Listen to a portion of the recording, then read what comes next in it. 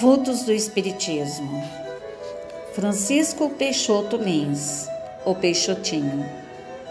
No dia 16 de junho de 1966, na cidade de Campos, Rio de Janeiro, deixou o corpo físico o famoso e evangelizado médium espírita Peixotinho.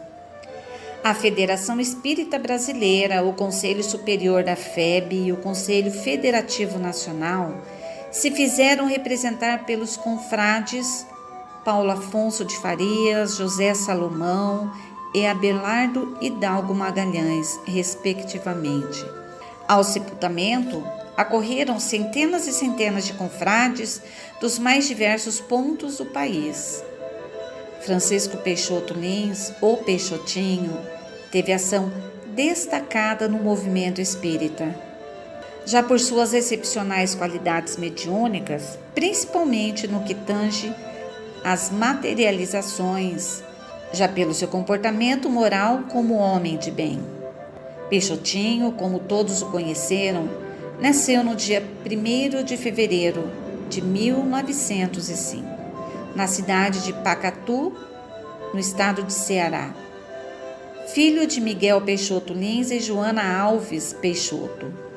Logo cedo perdeu os pais e passou a viver com os tios maternos em Fortaleza. No estado cearense entrou para o seminário, pois seus tios desejavam que seguisse a carreira eclesiástica. Contudo, por questionar os dogmas da igreja, recebeu vários castigos e sofreu várias penas disciplinares. Observando as desigualdades humanas, tanto no campo físico como no social, pois seu espírito não aceitava as explicações que recebia para justificar as diferenças sociais tão marcantes no Nordeste, naquela época tão mais sofredora que hoje. Também não aceitando as justificações que lhe ofereciam para o nascimento dos anormais. Ficou em dúvida no tocante à paternidade e bondade de Deus. Se todos eram seus filhos, por que tantas diversidades?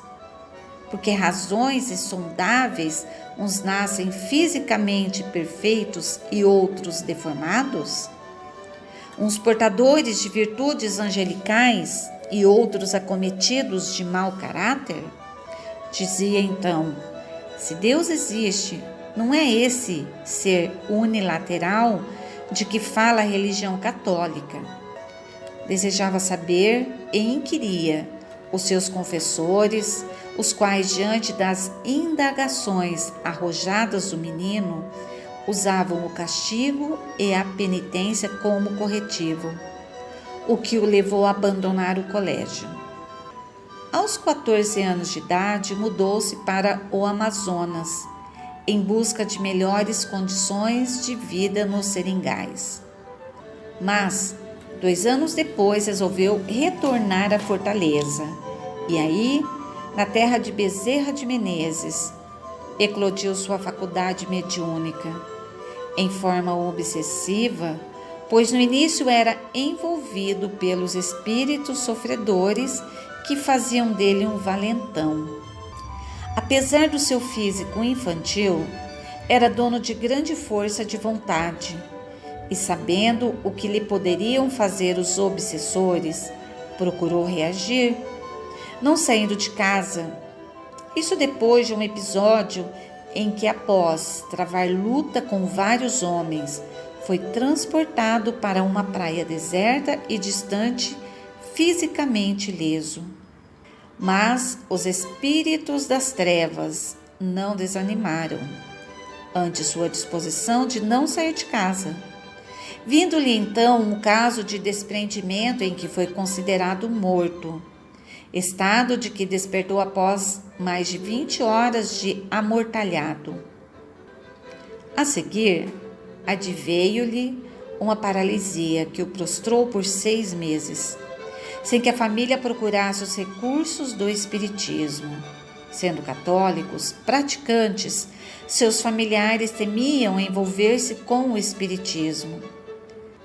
Nessa fase, um de seus vizinhos Membro de uma sociedade espírita de Fortaleza, movido de íntima compaixão pelos seus sofrimentos, solicitou permissão à sua família para prestar-lhe socorro espiritual com passes e preces.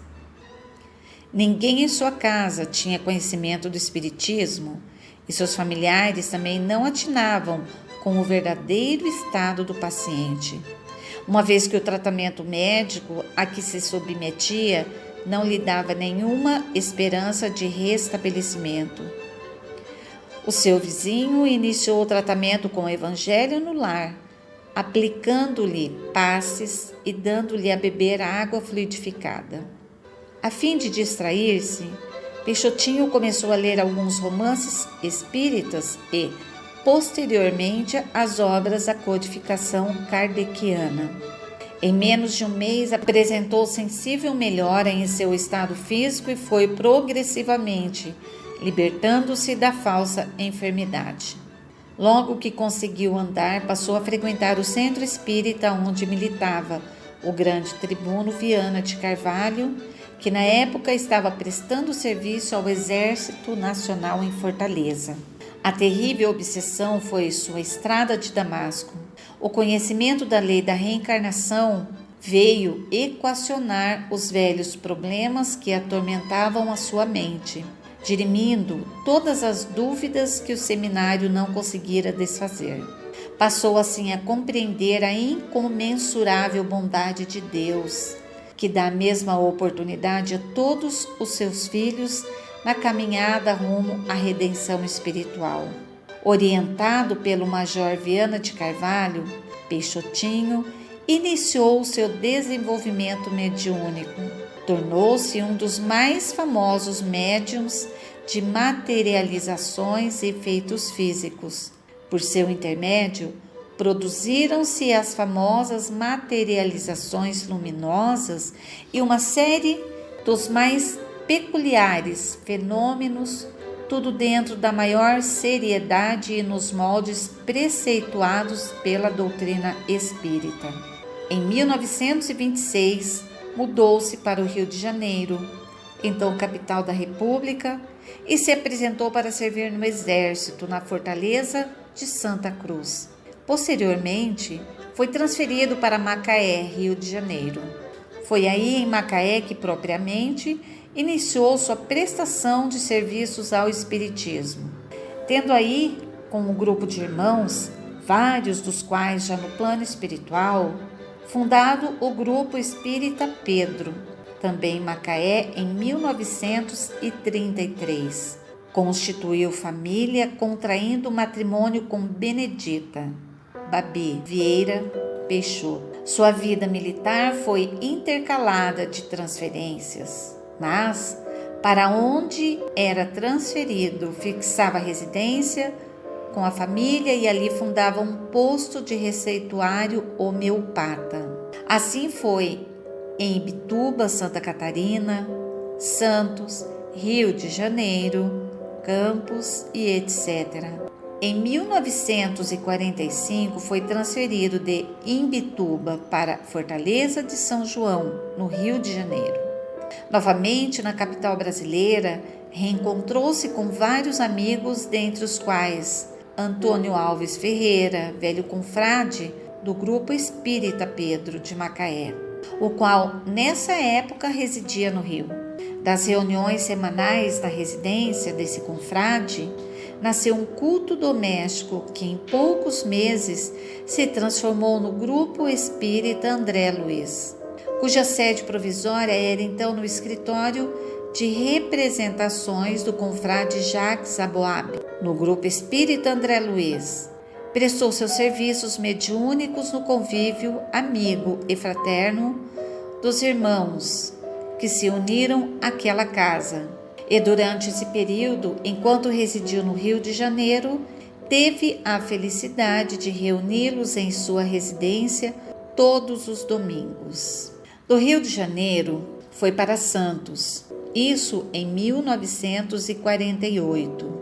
Em Santos, frequentou o Centro Espírita Ismênia de Jesus. Nesse mesmo ano de 1948, encontrando-se pela primeira vez com Francisco Cândido Xavier, na cidade de Pedro Leopoldo, Minas Gerais, teve a oportunidade de propiciar aos confrades daquela cidade belíssimas sessões de materializações e assistência aos enfermos.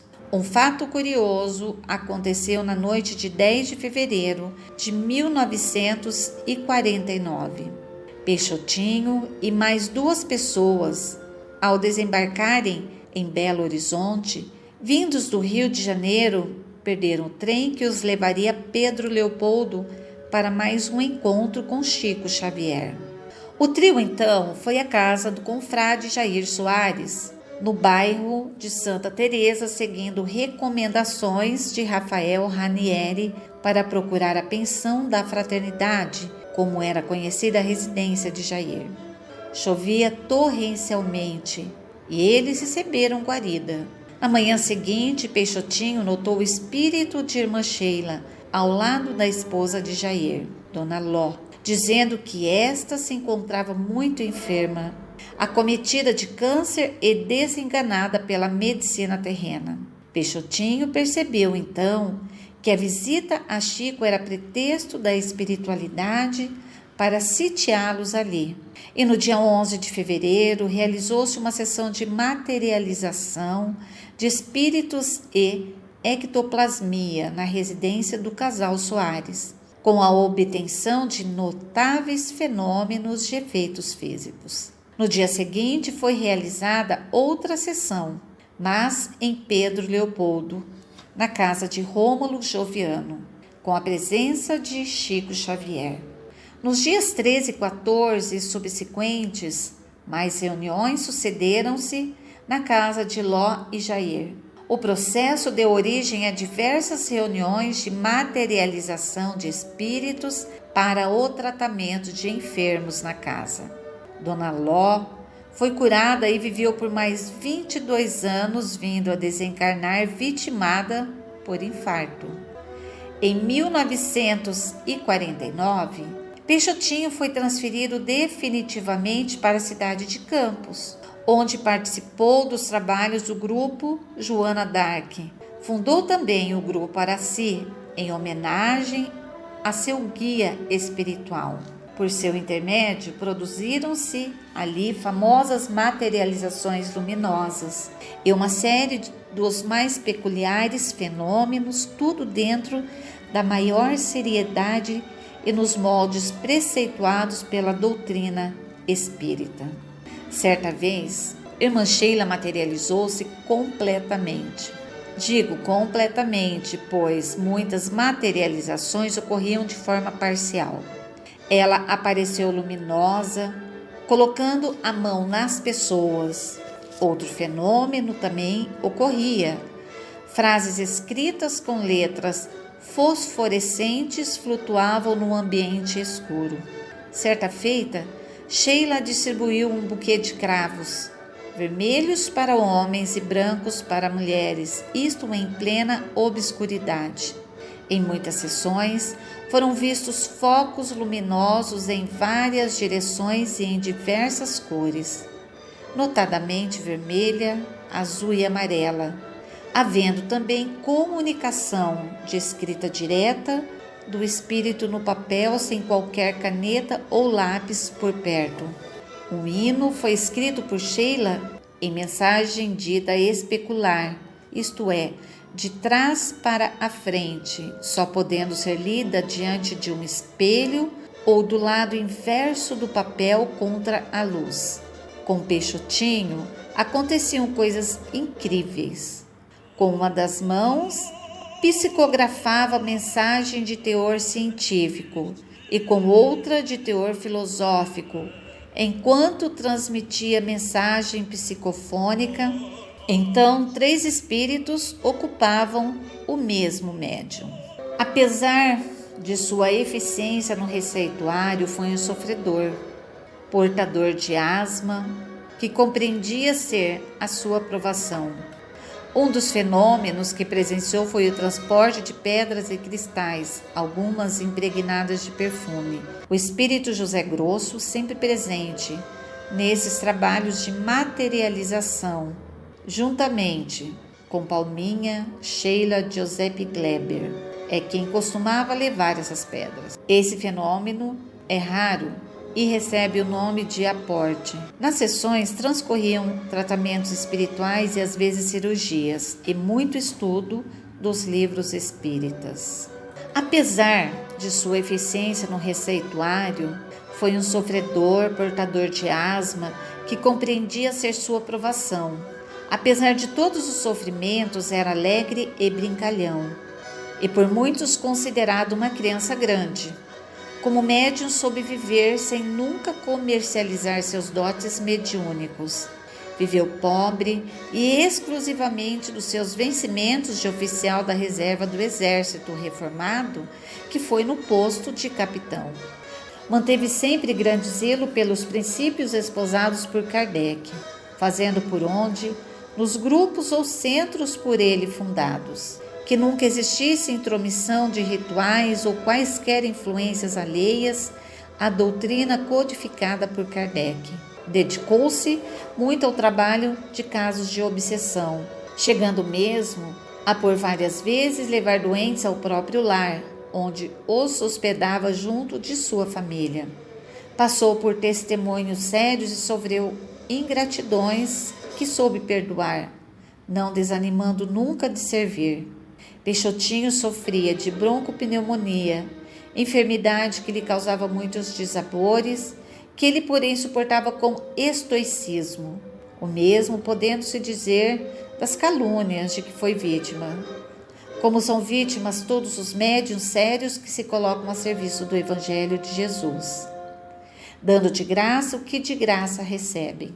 Peixotinho desencarnou às 6 horas da manhã do dia 16 de junho de 1966. Campos, cercado do carinho da família, cumpriu sua missão e retornou ao plano espiritual, deixando viúva a senhora Babi Vieira Peixoto e 9 filhos. Vultos do Espiritismo.